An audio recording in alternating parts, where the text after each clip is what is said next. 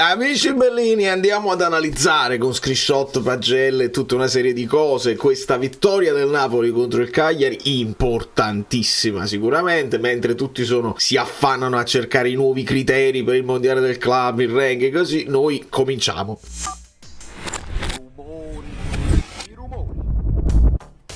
Sì, perché ci cambiano le carte in tavola, ancora non riusciamo, 47.000 punti, 41, poi valgono 3 punti le vittorie, i passaggi dei turni, è ancora difficile, aspettiamo ufficialità e nel frattempo diamo il benvenuto a Maxo Drak, perché se quelle sono lettere russe, quella che sembra una A, non è una A ma è una D, la P è una R, insomma, Drak. Benvenuti a tutti i nuovi iscritti, siete in tanti che siete accorsi sul canale, lasciate un like perché il Napoli passa dal benino, hashtag benino di tutte queste partite con Mazzarri, a bene quando insomma i campioni fanno i campioni, perché questo bisogna dirlo, e attenzione a non sottovalutare l'impatto che ha avuto Raspadori sulla partita, lo dico subito perché poi è facile dare la copertina a Osimhen, a Kvara, all'ingresso di Mario Rui, ma Raspadori lo vedremo con gli screenshot. Andiamo con calma e seguitemi con attenzione, come d'altronde sempre fate, perché è così e io sono molto orgoglioso della mia community. Andiamo al 14esimo e 55 secondi e volevo farvi cominciare a notare quello che mi è sembrato il piano gara, insomma, tatticamente del Napoli nel primo tempo, che è un po' la conferma di quello che il Napoli ha fatto in queste partite senza avere un terzino sinistro di ruolo, e quindi spingere molto di più sulla fascia destra, sulla catena di destra,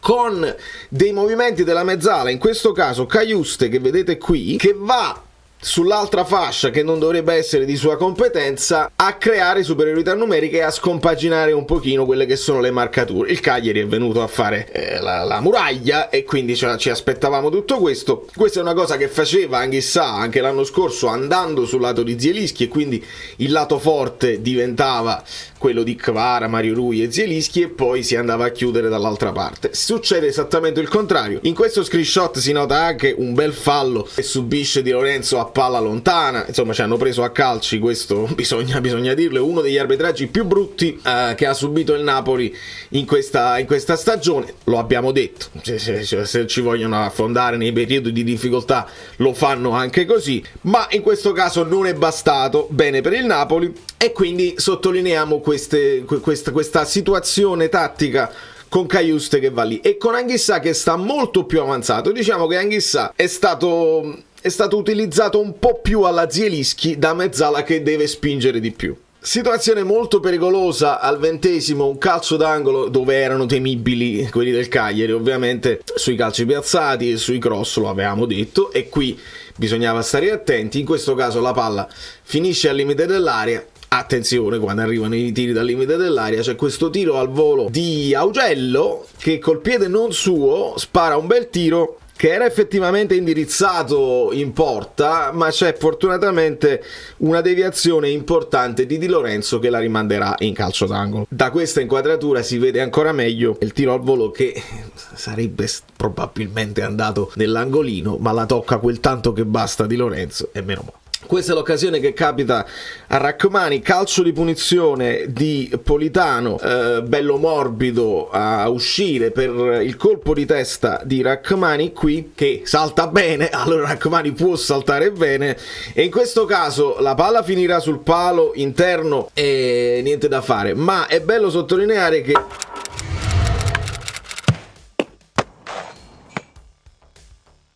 lo schema poteva funzionare anche con uno scarico, cioè con la torre e poi un uomo lasciato completamente da solo dalla difesa del Cagliari, Di Lorenzo, che era volontariamente già in posizione di offside al momento del passaggio, ma lui non è il destinatario del passaggio, quindi lì lo ignorano e poi se la palla fosse arrivata a lui sarebbe stato libero di calciare in rete o di ribadire in rete da solo. Quindi questo è uno schema che secondo me va riproposto, magari non cercando direttamente il colpo di testa in porta, ma con una torre e poi c'hai l'uomo libero, buono schema. Ancora una volta mi piace sottolineare questi movimenti che fa Cajuste, che vanno riproposti anche quando ci sarà il ritorno di Zielinski con Elmas, con lo stesso Gaetano. Vedete come è alto Anghissà, che va quindi a tirar fuori un uomo dalla marcatura su Osimhen, quindi Osimhen non è costretto sempre all'1 contro 2, e Cajuste che riceve palla qui, in questo caso si girerà molto bene, poi sceglierà il tiro di potenza che finisce alto, però bene.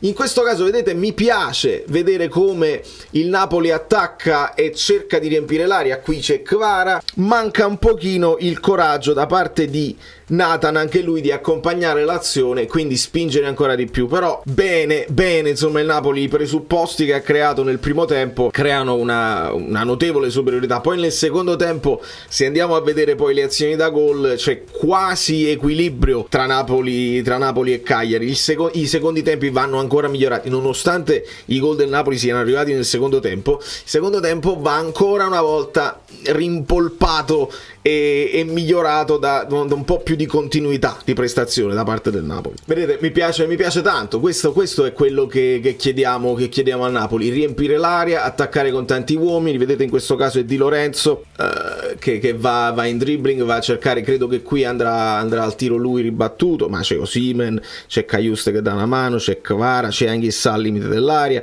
qui c'è Nathan, quindi molto bene. E è così che si creano i presupposti, è così che tu sfianchi l'avversario, perché li costringi a una difesa ad oltranza, e prima o poi le maglie si aprono se tu crei tutti questi movimenti senza palla. Bene, la parata che fa Meret, questo è paratone rispetto alla parata bella plastica che fece con il Braga. Questo è proprio il paratone. Questa parata per me vale tantissimo. Era un momento della partita dove insomma il Napoli stava spingendo, e prendere una siringa del genere dall'unico contrattacco insomma del Cagliari sarebbe stato drammatico, e invece Meret temporeggia un pochino in questa zona, poi al momento del controllo di Nandez capisce e accelera e gli chiude bene lo spazio, al momento che Nandez proverà questo scavino. Bravissimo Meret in questo caso, oltretutto non è nemmeno la sua specialità l'uscita, tra uscite alte e uscite basse, quindi lo sottolineiamo 2 volte. E sottolineiamo anche che, visto che qua stiamo parlando di un calcio d'angolo, come si fa a prendere gol da calcio d'angolo? Solo con Garcia si prende gol da calcio d'angolo. Nelle cose precedenti, nelle puntate precedenti, facemmo vedere quando prendevamo gol sia con Spalletti sia con Sarri. Insomma, capita alla grande squadra, quando sei tutto rivolto in avanti, che magari la perdi e sei un pochino preso in contropiede, proprio vero e proprio, cioè non hai uomini. E sottolineiamo quelli che hanno fatto la corsa fino in fondo. C'è Kvara, Rachmani, Juan Jesus e Nathan. Ricordiamo che Rachmani e Nathan erano andati tutti in avanti perché stavamo battendo un calcio d'angolo. C'è un fallo su Lobotka che perde palla per quello, perché c'è il fallo. Anche il capitano, vedete che sta facendo la corsa all'indietro. E dopo la parata di Meret, Kvara prenderà il pallone, lancerà con un bellissimo lancio di esterno Osimhen, e addirittura Nathan farà la corsa fino ad arrivare ad essere in posizione di prima punta quando Osimhen poi scarica al centro. Quindi voglia di recuperare e anche voglia di contrattaccare. Questa azione è molto molto bella per questo. E infatti questo è il momento insomma del fallo. Questo guardalinea ha fatto più guai lui che l'arbitro, se poi andiamo nello specifico, perché qua come fai a non chiamarlo, a non prenderti la responsabilità? E vedete come tutti i difensori erano qui pronti a sfruttare il calcio d'angolo, e Kvara capisce già in questo momento, tiene un occhio sul pallone e farà una corsa a dare una mano. Vena, la famosa vena che Napoli col Sassuolo di cui parlava Spalletti, si è un po' rivista. E questo è stato un tiro del Cagliari a inizio secondo tempo che mi ero perso perché ero nell'editing della reaction. Tiro che finisce centrale, parato da Meret in 2 tempi. Questa me l'ero persa, quindi la segnaliamo per correttezza di cronaca. Ed è qua che mi piace sottolineare un po' di cose. È entrato Raspadori ed è entrato Mario Rui, e come già vedete la posizione di Mario Rui spinge Kvara a dire a Juan Jesus dagliela a lui che qualcosa succederà, ma Juan Jesus fa una bella scelta, il passaggio verticale per Raspadori, che di prima tiene la gira verso Kvara, tiene a distanza credo fosse Goldaniga in quel caso, che ha creato un sacco di problemi all'attacco del Napoli. Quindi passaggio di prima da Raspadori a Kvara, che la allunga per Mario Rui, e poi succede una cosa bellissima, che è questo cross che Mario Rui mette di prima senza nemmeno doverla controllare. Questo poi ti fa guadagnare un tempo di gioco. Osimhen non va in fuorigioco perché lui la corsa ormai la sta facendo, sta prendendo posizione tra i due centrali, e tu metti questo pallone di prima che finisce sulla testa di Osimhen. Lì è qualità lì è qualità del giocatore, lì non ci sono schemi, lì c'è un passaggio preciso di Kvara, c'è un cross al bacio di Mario Rui e un colpo di testa imperioso di Osimhen. Alla fine i gol devono arrivare così. Noi analizziamo quelli che sono i presupposti creati da Mazzarri, cercare di sfruttare i punti deboli e di esaltare i punti nostri di forza. Questo è il nostro punto di forza che ci deve portare a fare gol, perché altrimenti crei, ma se non fai gol i punti non arrivano. Così si fa. E anche questo colpo di testa uscito un po' centrale, smanacciato, non parato completamente, palo gol alla fine. Quindi quando ti deve andare, ti deve andare. Dopo pochi minuti purtroppo Luvumbo scappa a Rrahmani in questa zona, e qui sì, ce la prendiamo un po' con Rrahmani che non tiene Luvumbo. Ovviamente due strutture completamente diverse, quella è la specialità di Luvumbo e il punto debole di Rrahmani, no? Sul breve.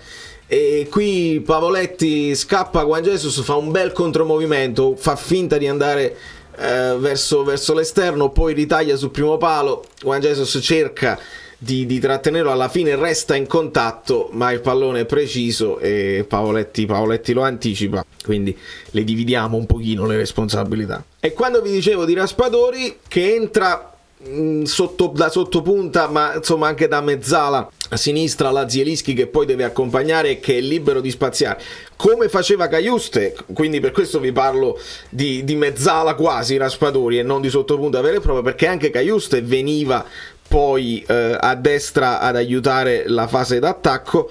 Questo è Raspadori, no, non in rosso, in azzurro. Questo è Raspadori che fa un bellissimo movimento su questo passaggio di Lorenzo. Raspadori va qui e poi di prima la darà a Osimhen, che farà tutti quei palleggi, il controllo incredibile e creerà i presupposti poi per il gol di Kvara. Quindi attenzione, l'impatto di Raspadori è stato molto importante e spero che verrà sottolineato un po' da tutta la stampa. Ora sarebbe bello far vedere tutti i frame, no? Uno per uno, il controllo prima di controbalzo con il destro dove se la alza, il primo palleggio di petto, poi ne fa 1, 2, 3 di coscia, dopodiché va sulla testa, con la testa riesce a cambiare direzione. Quella è una delle cose più difficili perché si sta allargando troppo verso l'esterno, con la destra riesce ad andare ancora in avanti con l'interno, ma è in questo momento dove lui fondamentalmente sbaglia il controllo orientato con il destro e la palla gli resta un po' dietro,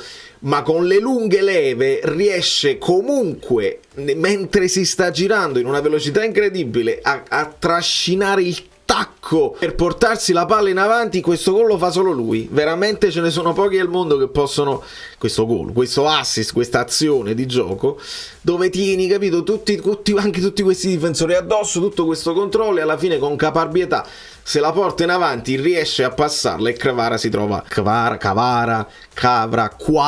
insomma si trova nel posto giusto e segna, anche se anche in questo caso non la prende benissimo. Attenzione, speriamo che questo gol possa insomma dargli anche un boost di cercare cose semplici. Signori, qua c'hai tutto questo, c'hai varie situazioni. La palla di Kvara finirà sul palo interno, fortunatamente forte, molto effettata, e poi finirà in porta sull'altra rete, sull'altro lato della rete. Però insomma qua potevamo parlare di un'altra occasione molto clamorosa, sbagliata da Kvara. Le partite poi cambiano, il destino delle partite cambiano in base a un ciuffo d'erba alle volte, gli esseri umani, che tu premi il quadrato e pensi che la palla va sempre là e invece non è così. Quindi in questo caso ti va bene, ed è bello che Kvara, invece di esultare per se stesso, va a indicare Osimhen per quello che Osimhen ha fatto nell'assist. E poi non parliamo nemmeno che Kvara si doveva sbloccare, l'ultimo gol l'ha fatto con l'Atalanta, l'aveva fatto lui, poi quello di Elber, ma insomma non si deve sbloccare di niente. I numeri di Kvara ci dicono che comunque sta facendo molto bene per l'età che ha, per essere all'inizio del suo secondo anno in Italia. Direi di calmarci con Kvara, anche perché se poi arriva il famoso rinnovo ad Osimhen, abbiamo due, entrambi sono stati fondamentali per lo scudetto, entrambi sono gli uomini simbolo dell'attacco del Napoli che ci cambiano le partite, il destino della squadra. Uno guadagna 10 e l'altro guadagna 1. Un decimo, Kvara vale un decimo di Osimhen?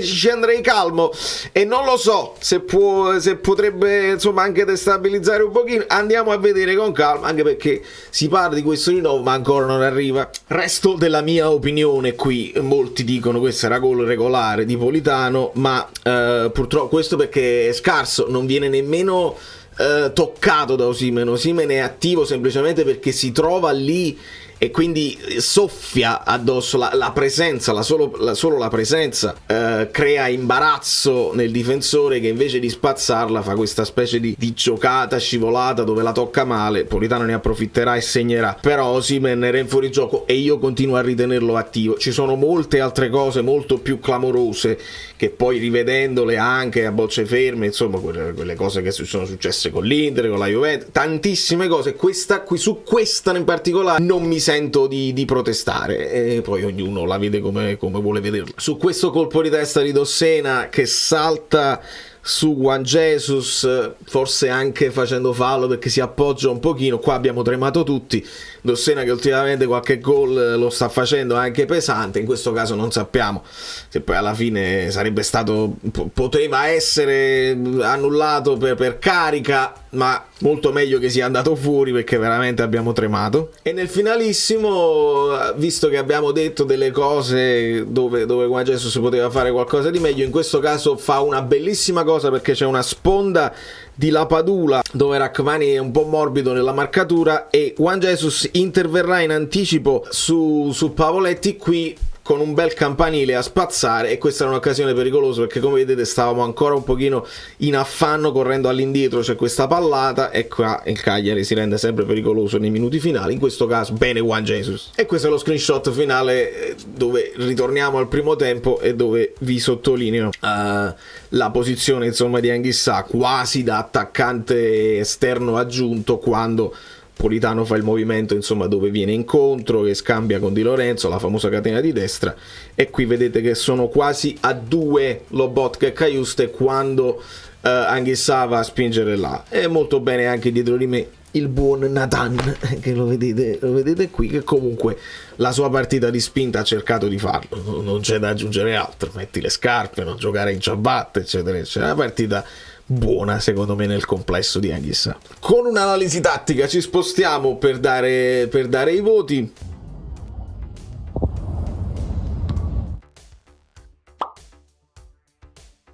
Facciamoci però aiutare anche da Sofascore. Io chiedo a Sofascore di aggiustare questa cosa. Il Napoli non ha le maniche rosse, via questo rosso lete che sempre a rompere l'armonia dei nostri colori, che sono il bianco e l'azzurro. Ci puoi mettere il blu, ma evitiamo questo rosso sulle maniche, proprio non c'è. Quindi Sofascore, che siete molto precisi, cerchiamo di evitare tutto questo. Mi piace assai, ecco, vedere l'attack momentum così importante del Napoli. Poi sono pochissimi momenti in cui il Cagliari viene fuori con la testa dal proprio centrocampo. In uno di questi momenti arriva il gol, e poi nel finalissimo, perché lì c'è stato un pochino di sofferenza ma veramente poco, alla fine si arriva con un totale di, rispetto, vedete come cambiano gli XG, se li vai a seguire con Understat, Napoli fa 3.03 e Cagliari 1,84. Noi continuiamo a utilizzare Understat per la Serie A perché abbiamo cominciato così, però dall'anno prossimo ne dobbiamo scegliere solo uno per calcolare gli XG, altrimenti andiamo al manicomio. Tant'è vero che, come vedete, 1,86 per il Napoli e 1,12 per il Cagliari, c'è un po' più di equilibrio. Calcolati come Sofascore, ognuno può decidere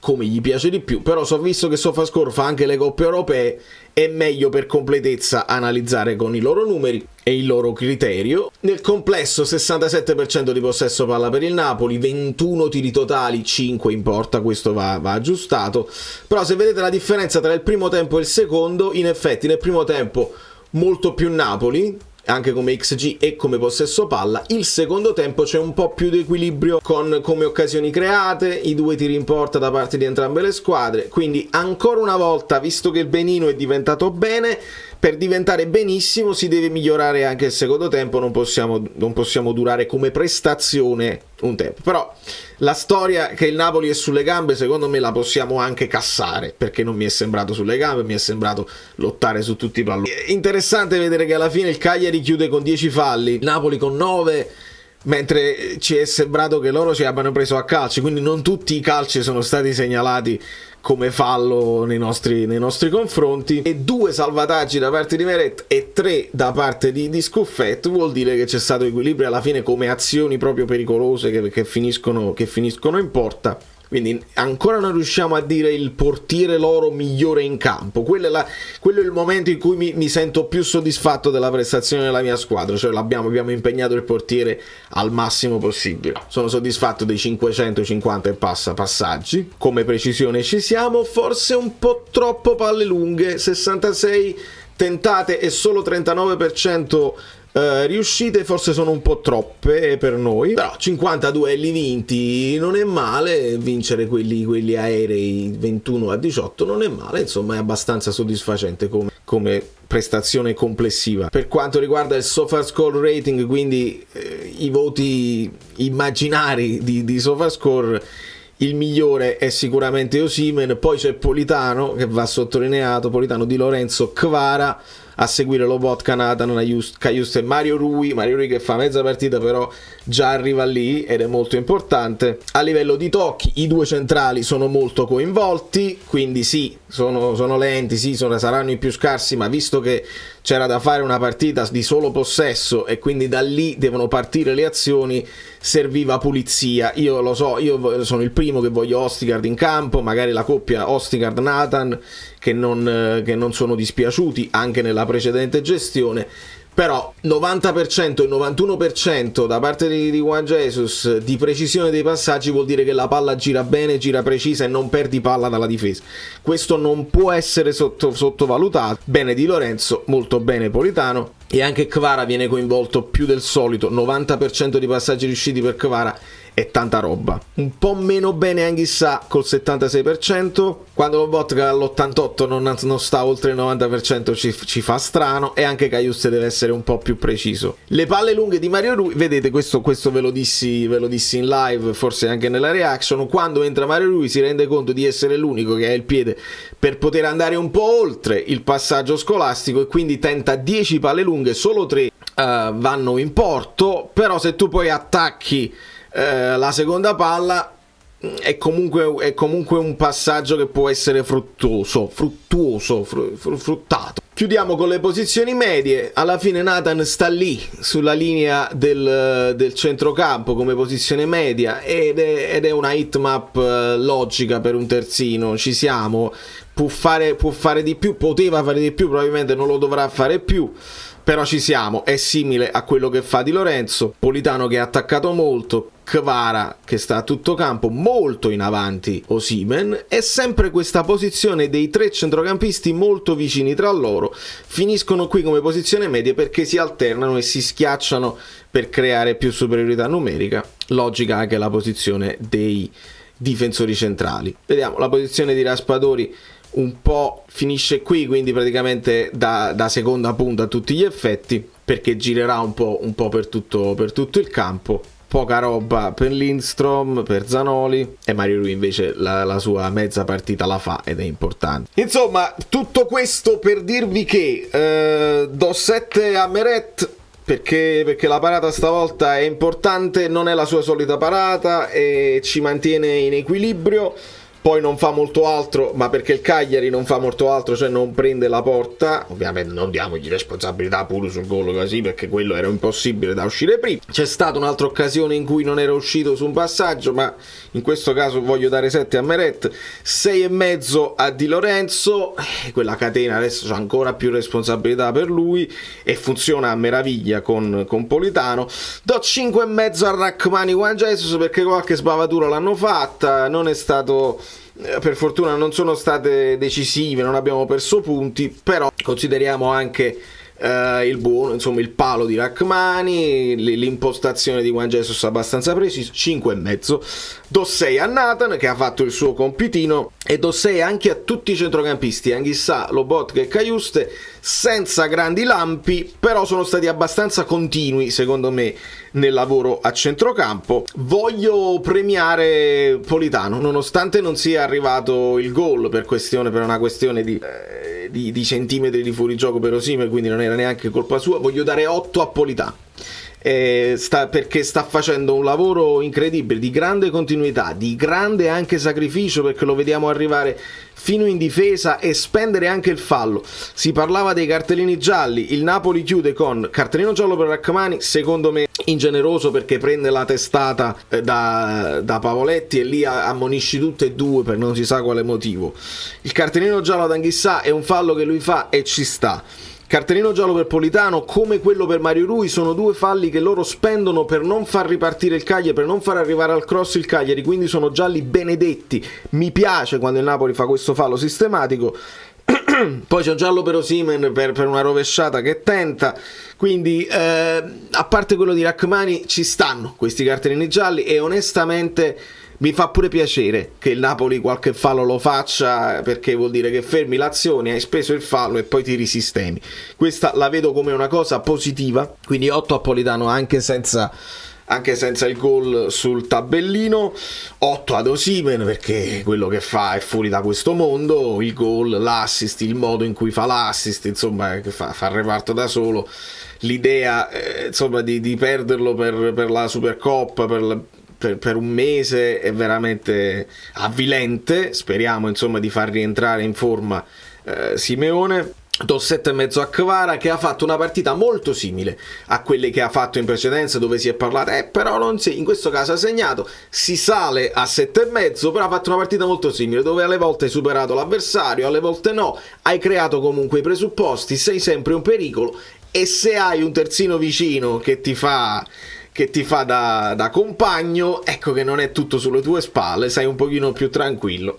E quando quindi entra Mario Rui vediamo anche un altro Kvara, questo è inevitabile, lo dice anche Mazzarri. Quindi do 7 a Mario Rui, che entra al posto di Nathan. Facciamo le sostituzioni: Mario Rui al posto di Nathan, Raspadori al posto di Cajuste, che finirà diciamo qui e sarà poi libero di spaziare su tutto il fronte. Dopodiché entrerà Gaetano al posto di Osimhen, spostando quindi Raspadori in avanti e Gaetano in posizione di mezzala, e nel finalissimo ci sarà spazio per Lindstrom e per Zanoli al posto di Politano, e quindi questo ideale 4-5-1 diciamo, dove devi fare un pochino di schermaglie e ci siamo tutti. Quindi 7 Mario Rui, 7 Raspadori.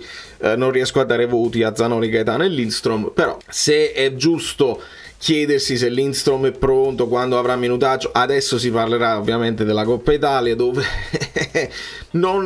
vi prego non sottovalutiamo. Lo so che è inevitabile un po' di turnover, lo so che vogliamo vedere i nuovi, non dobbiamo però snaturare troppo, perché anche con la squadra dell'anno scorso dei miracoli, tutto magico, con la Cremonese fu drammatico, quindi non si può sottovalutare una squadra come il Frosinone, e non voglio uscire dalla Coppa. Questo adesso sta a Mazzarri capire se si possono mettere tutti insieme Simeone, Zanoli, Lindstrom, far riposare anche Lobotka, far ritrovare minutaggio a Ostigard. Siamo anche molto acciaccati, perché acciacco per Osimhen, acciacco per Anghissà, insomma veramente non sarà facile, e se veramente non fanno nemmeno questa volta la conferenza mi incazzo, perché voglio il confronto con Mazzarri, voglio sentirlo, voglio sentirlo crescere a livello comunicativo come noi, quindi questo mi dà fastidio e non c'è niente che possiamo fare al riguardo. Però sono molto contento